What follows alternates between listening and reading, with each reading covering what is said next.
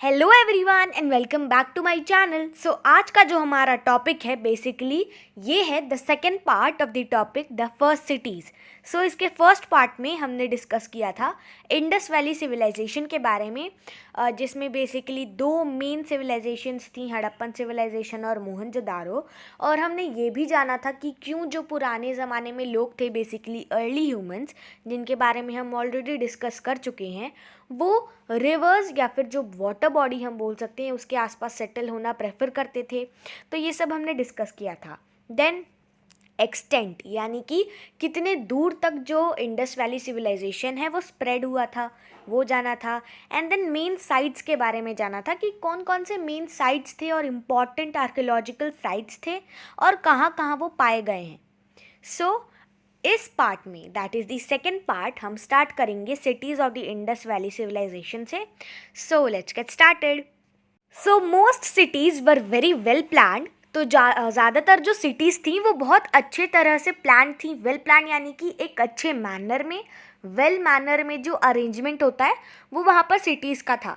The streets cut each other at right angles. तो जो streets थी, गलियाँ हम बोल सकते हैं, या फिर आने जाने का जो पाथ था, रास्ता था, वो एक दूसरे को, जैसे मान लो दो गलियाँ हैं, दो रास्ते हैं, तो वो एक दूसरे को एक 90 डिग्री के एंगल यानी राइट एंगल पर कट करते थे, जिससे कि वो एक चौराहे जैसा फॉर्म होता था और वो इजी होता था इधर उधर जाने के लिए भी और अच्छा भी लगता था। In Mohenjo-daro, the main street was over 800 meters long and 10 meters wide. So, Mohenjodaro में जो मेन स्ट्रीट थी वो अराउंड 800 मीटर लंबी थी और 10 मीटर चौड़ी थी। The houses were build on both the sides of the streets in a planned way. जो घर थे वो गली यानी पाथ के दोनों तरफ, ऐसा नहीं कि एक तरफ खाली है एक तरफ सारे घर बने हैं, बीच में गली थी, दोनों तरफ घर बने होते थे और एकदम प्लान्ड वे में बने होते थे। Baked bricks were used to construct the buildings. और बिल्डिंग्स में जैसे हम ले सकते हैं सिटाडेल और ग्रेट बाथ, इनके बारे में हम आगे जानेंगे। ये इनका जो कंस्ट्रक्शन के लिए बेग्ड ब्रिक्स का यूज़ किया जाता था। Moving ahead, most of the cities including Harappa and Mohenjodaro, they were divided into two parts. One part was built on raised ground. It is called the citadel or the acropolis. It had high walls made up of bricks which provided protection during floods. तो ज़्यादातर जो cities थी, ठीक है, हड़प्पा और मोहनजोदारो को हम include करेंगे, तो ज़्यादातर जो सिटीज़ थी वो दो पार्ट्स में डिवाइडेड थे। लाइक जो बिल्डिंग्स थी, रहने के जो जगह थे, वो दो पार्ट्स में डिवाइडेड थे। पहला जो थोड़े ऊपर उठे हुए ग्राउंड पर बना रहता था उसे हम बोलते थे सिटाडेल या फिर एक्रोपोलिस। उसके लिए मतलब उसकी जो वॉल्स थी, दीवार थी, वो बहुत ज़्यादा लंबी और ऊंची थी, हाई वॉल्स थी और ब्रिक्स की मदद से बनी हुई थी। अब हाई वॉल्स थी तो मान लो बाढ़ आती है, फ्लड आता है, तो वो प्रोटेक्शन प्रोवाइड करेगा क्योंकि हाई वॉल्स हैं। सो इसीलिए दे provided protection during floods. The citadel contained public buildings, religious structures and granaries. Citadel में क्या होता था? पब्लिक बिल्डिंग्स होती थी जहाँ पे लोग रह सकते थे, रिलीजियस स्ट्रक्चर्स होते थे और ग्रेनरीज होती थी। ग्रेनरीज बेसिकली क्या होती हैं? बड़ी बड़ी बिल्डिंग्स होती हैं जिसमें कि ग्रेन्स जैसे कि वीट, पल्स स्टोर किए जाते हैं।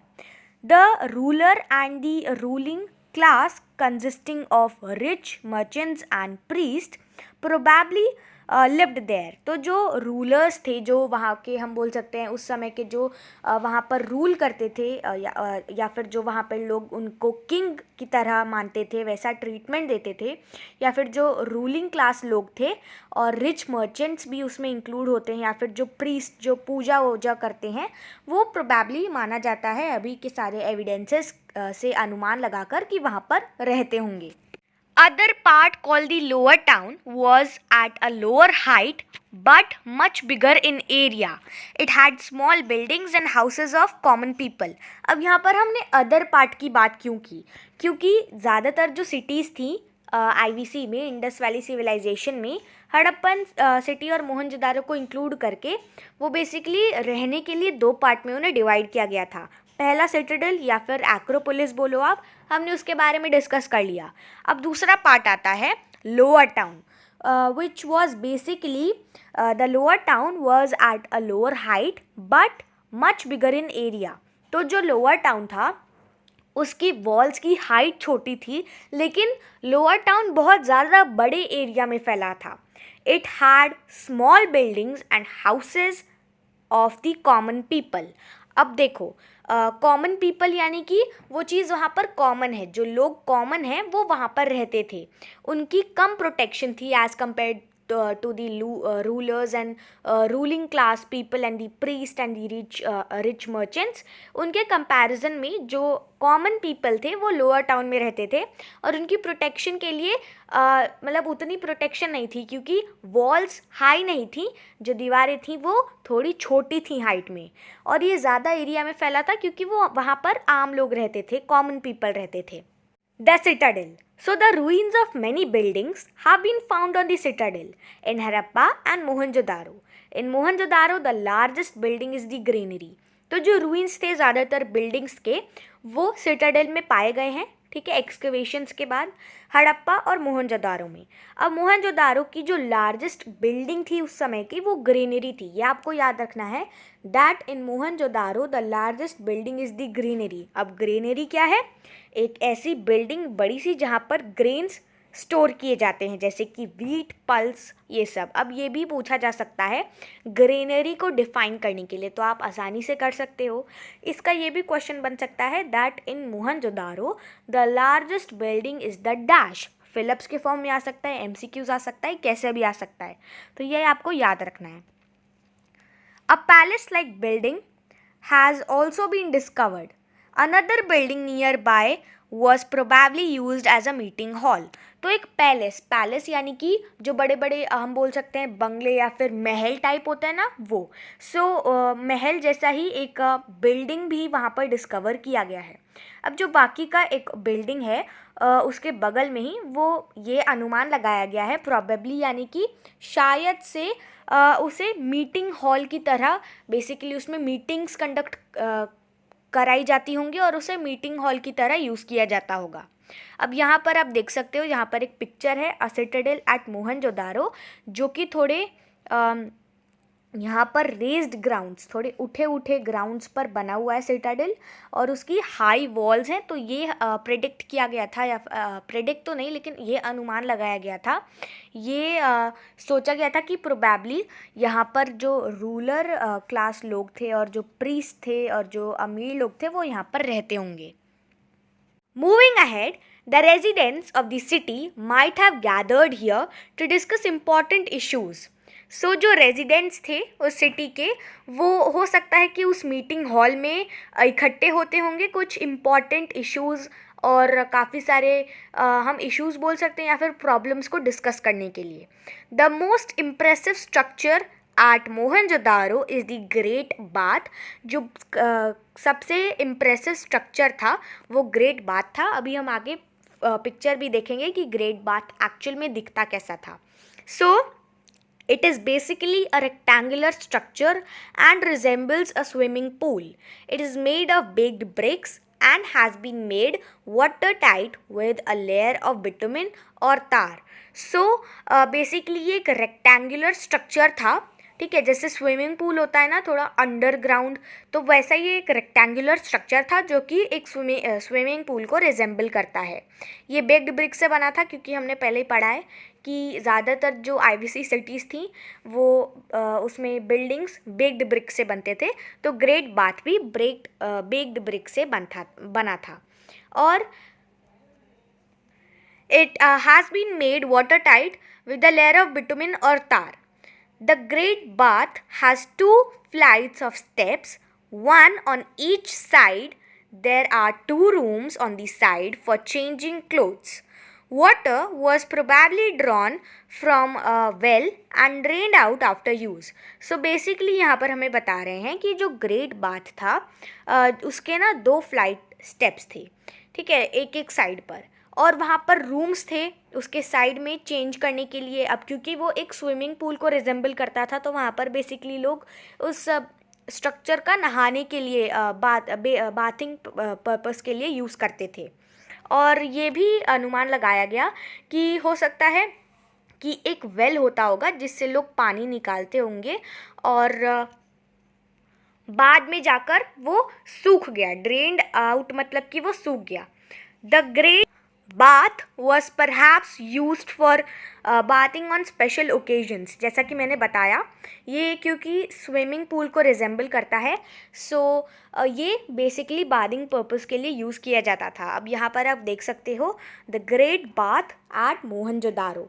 सो ये एक ऐसा rectangular basically, let me change the colour, alright. So ये बेसिकली एक ऐसा रेक्टेंगुलर स्ट्रक्चर, जैसा कि मैंने बताया था और हमने पहले पढ़ा भी, ये एक रेक्टेंगुलर स्ट्रक्चर था जिसको बेसिकली ये रिजेंबल करता था स्विमिंग पूल को। ये बेग्ड ब्रिक से बनता था, देख सकते हो आप, ऐसे बेग्ड ब्रिक्स का काम यहाँ पर किया गया है। एंड इसको बेसिकली लोग नहाने के लिए यूज़ करते थे क्योंकि यहाँ पर नीचे लाइक अंडरग्राउंड स्पेस है जैसा स्विमिंग पूल में होता है, और उसके साइड में ऐसे चेंजिंग रूम्स भी थे जहाँ पर लोग नहाकर चेंज कर सकते थे। At Harappa a number of granaries have been found. So basically जो हड़प्पन सिविलाइजेशन है वहाँ पर बहुत सारे ग्रेनरीज मिले हैं।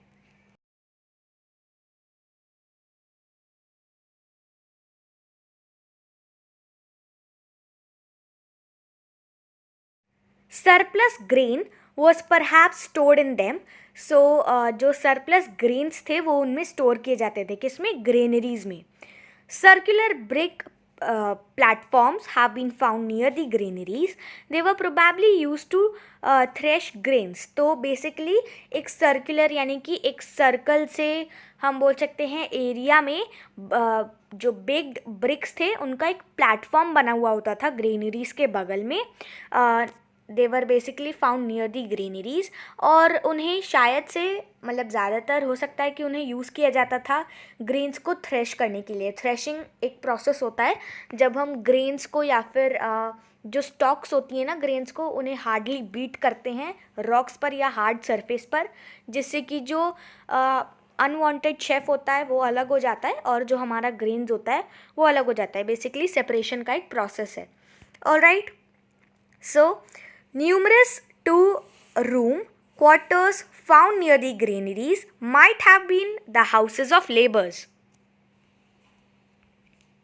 सो बेसिकली जो ग्रेनरीज होती थी उनके आसपास काफ़ी सारे हम बोल सकते हैं जितनी भी आसपास ग्रेनरीज होती थी उनके साइड में नियर बाय ऐसे 2 रूम्स पाए जाते थे जो कि क्वार्टर में डिवाइडेड होते थे, और हो सकता है कि वो जो घर थे, वो जो रूम्स थे वो लेबर्स के घर थे जहाँ लेबर्स रहते थे। Moving ahead, the lower town. So residential buildings have been found in the lower town. The houses were 1 or 2 stories height. They were built of baked bricks. Most houses had a courtyard with rooms around it, a bathroom, a kitchen and a well. So जो residential buildings थी वो lower town में पाई गई हैं, और जो घर थे वो basically they were 1 or 2 stories height, and they were built of baked bricks. Of course क्योंकि आईवीसी में ज़्यादातर सिटीज़ में बिल्डिंग्स बेग्ड ब्रिक से ही बनी थी, सो ये भी बेग्ड ब्रिक से बनते थे। अब ज़्यादातर जो घर थे उनका एक उनके बाहर एक कोर्टयार्ड होता था, उनमें रूम्स होते थे, एक बाथरूम, एक किचन और एक वेल मतलब कि जहाँ से पानी निकालते हैं, बेसिकली कुआं। The drainage system of the cities was very well planned. So जो ड्रेनेज सिस्टम था उन सिटीज़ का वो भी काफ़ी अच्छे मैनर में अरेंज्ड और प्लान था। The bathrooms had sloping floors and a drain which were connected to the street drains. The kitchen also had drains connected to the main street drains. So basically वहाँ का जो drainage system था वो भी काफ़ी अच्छा था। बाथरूम्स में स्लोपिंग फ्लोर्स था, यानी कि एक पर्टिकुलर एरिया था जहाँ से थोड़ा स्लैंटिंग था फ्लोर, थोड़ा वहाँ पर थोड़ा स्लैंटिंग था और स्लोपिंग था। बेसिकली कुछ ऐसा था जैसे मान लो this is the area, the bathroom, and मान लो यहाँ से ड्रेनेज सिस्टम है जहाँ से पानी जाता है, तो फ्लोर ऐसे होने के बजाय फ्लोर ऐसा था जिससे मान लो ऊपर से पानी गिराया और जितना भी पानी था वो यहाँ से ऐसे ऐसे वो ड्रेनेज सिस्टम से निकल जाता था। सो ऐसे वहाँ के ड्रेनेज सिस्टम वर्क करते थे। और जो वहाँ के ड्रेन्स थे, बाथरूम के ड्रेन्स, वो स्ट्रीट ड्रेन से कनेक्टेड थे। जो किचन था उसमें भी ड्रेन्स थे जो कि मेन स्ट्रीट ड्रेन से कनेक्टेड थे। The street drains ran along the sides of the streets. अब मान लो कि ये स्ट्रीट है एंड इसके आसपास ऐसे ड्रेन्स हैं, ठीक है, एकदम बगल बगल में, और उसमें से जितना भी वाटर है, ठीक है, जो कि मेन ड्रेन से कनेक्टेड था, वो यहाँ से फ्लो हो रहा है। एंड ये मेन हमारी स्ट्रीट है, राइट। सो इस तरह से वहाँ का ड्रेनेज सिस्टम वर्क करता था। And with this, we have reached to the end of the video. I hope you all liked the video, and if you did, then don't forget to share and subscribe the channel. Till then, take care, bye bye, and stay updated.